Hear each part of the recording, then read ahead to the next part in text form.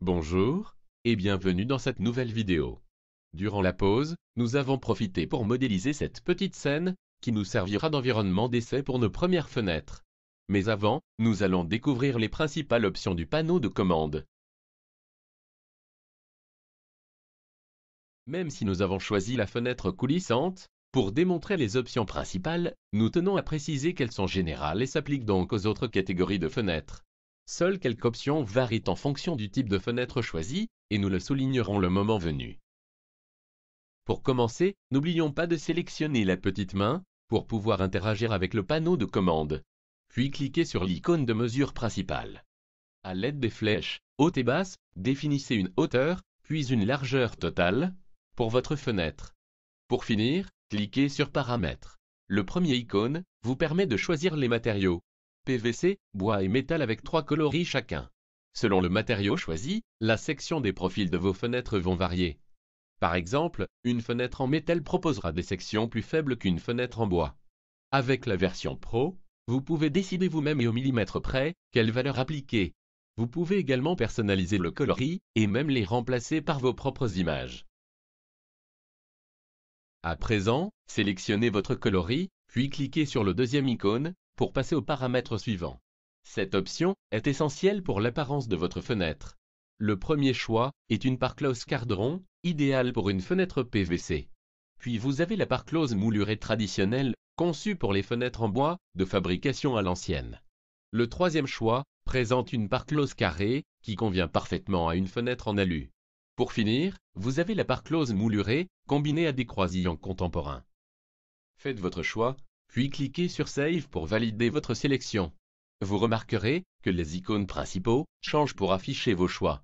Cela permet d'avoir en un seul coup d'œil et à tout moment l'état de vos paramètres. Passons à l'icône suivante. Cette option permet de choisir la quantité d'ouvrants et contrairement aux autres paramètres, les choix sont différents pour chaque type de fenêtre. Par exemple, la fenêtre à la française et à guillotine offre plus de possibilités en proposant des parties fixes à côté des ouvrants. Faites votre sélection, puis cliquez sur Save pour appliquer. Dans ce paramètre, vous pouvez ajouter une imposte.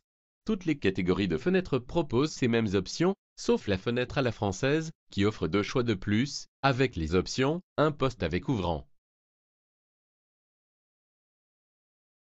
Après avoir cliqué sur Save, vous aurez sans doute remarqué qu'un icône maître est venu s'ajouter à côté de Paramètres. Il vous suffit de cliquer dessus pour pouvoir définir l'auteur de votre imposte.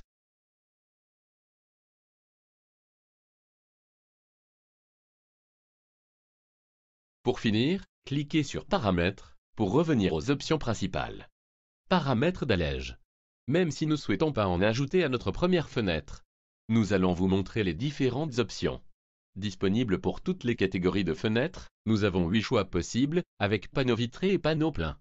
Il est aussi possible de définir la hauteur comme pour l'imposte.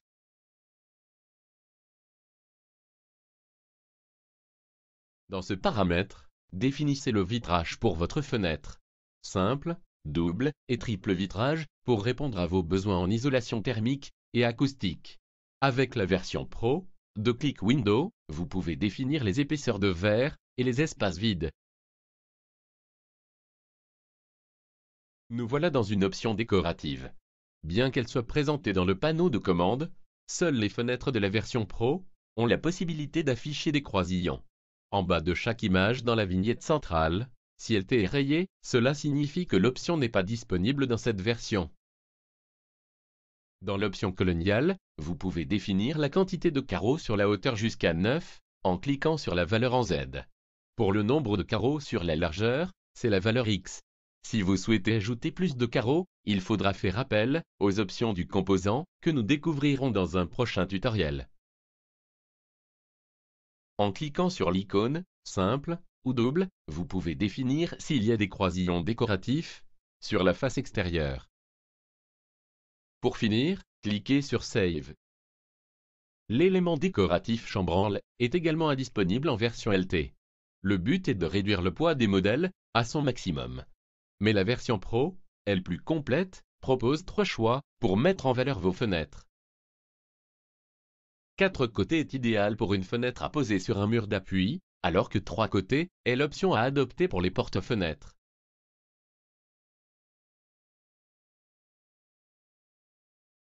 Voici la deuxième option qui n'est pas générale et varie en fonction du type de fenêtre choisi au départ. La version Pro de Click Window propose 3 références de poignées par catégorie de fenêtre, contre une pour l'ALT. Vous pouvez également personnaliser ou appliquer vos propres matériaux. Pour finir, cliquez sur l'icône Save. À présent, nous allons configurer un panneau de soubassement destiné aux porte-fenêtres. Et nous avons 5 choix possibles.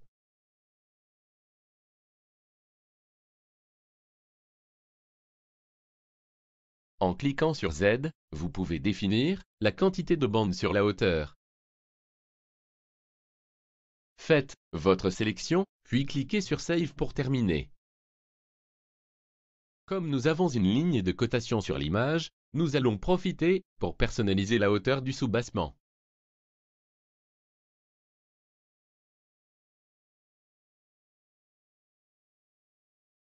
Bonne nouvelle, il ne nous reste plus qu'à importer nos fenêtres. Mais avant, nous allons masquer les plaintes pour simplifier le positionnement des modèles. Maintenant, sélectionnez l'icône 2 dans la barre d'outils de Click Window et faites glisser la fenêtre jusqu'à l'ouverture en maçonnerie. Vous avez sans doute remarqué que la fenêtre pivote automatiquement suivant le point d'accroche choisi. Cela vous évitera de nombreuses manipulations inutiles.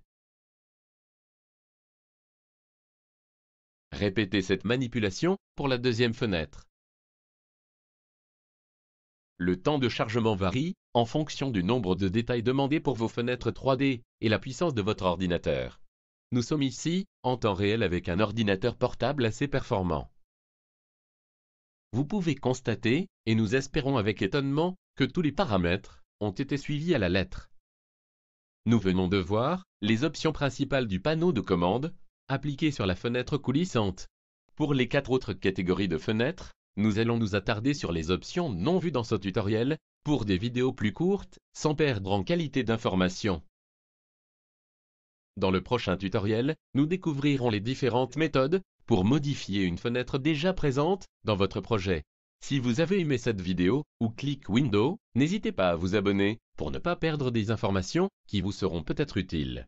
Si vous souhaitez simplement nous encourager, un petit clic sur j'aime nous mettra du baume au cœur. Merci de nous avoir suivis jusqu'au bout. Nous espérons vous retrouver dans notre prochain tutoriel. À très vite. Back from the dead.